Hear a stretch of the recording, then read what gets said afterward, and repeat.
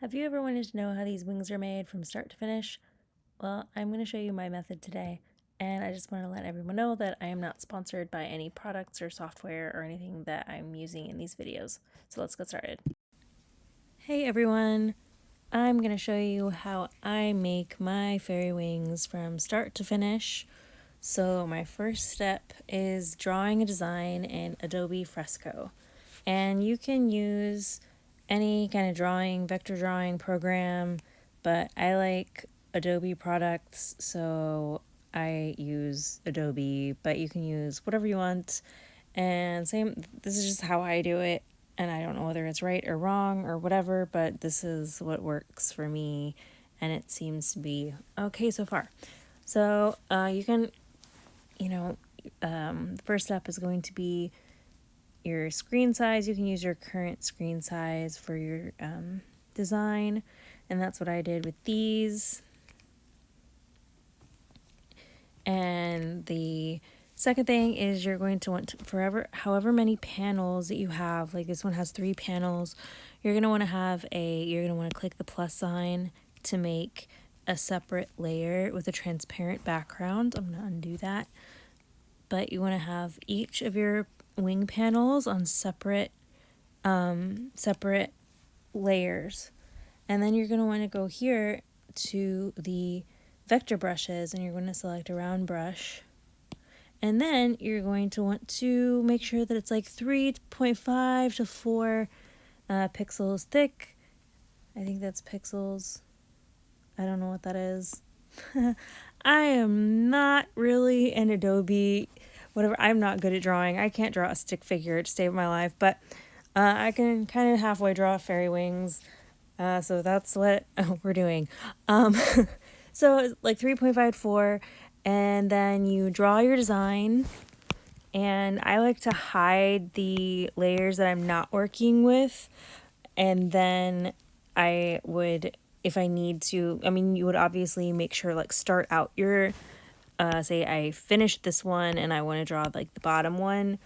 You can start drawing like relatively near the first one, like draw your first line or something, and you can always cut and paste by using this transform tool and move this somewhere, like over here or something. But this is, where I want it for now, and I want it next to that, but it's on a completely separate layer than the first wing panel. And I'm just gonna hit done and then undo. But after you're done drawing all of your layers, all of your panels, you're going to, and oh yes, you want to smooth them. I'm going to zoom in to show you. You want to make them as smooth as possible. I know you're doing all of this by hand, so it's kind of difficult, but you want to use your eraser tool and make sure that everything is relatively smooth. The less work you have to do in Illustrator, the better, the easier it is for Illustrator to automatically smooth these lines. So you don't want to have any jagged things sticking out anywhere. You just want it to be as smooth as you can get it without, using Illustrator. So you'd want to erase some, extra edges, because you're probably going to be erasing a lot.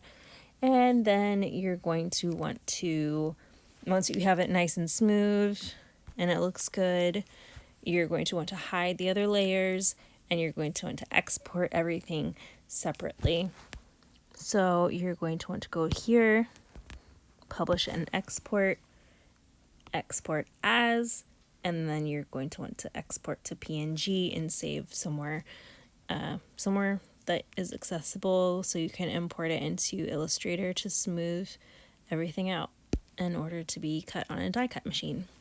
And in my case, I use Cricut. So yeah, that's pretty much it. One thing for designs: don't copy any other artist's design. If you need inspiration, Pinterest some fairies or insects, or look at some fairy tales, but you just don't want to be copying anybody's design, because that's rude. A lot of artists actually do have their SVG files on sale on Etsy, I think, and you can download them there for your die cut machines, and they have instructions and stuff. But this is just my way of doing it. So yeah, that's the first step, is exporting from your drawing program, in my case it's Fresco, into a PNG file. So yeah, that is all. Thank you guys. Bye.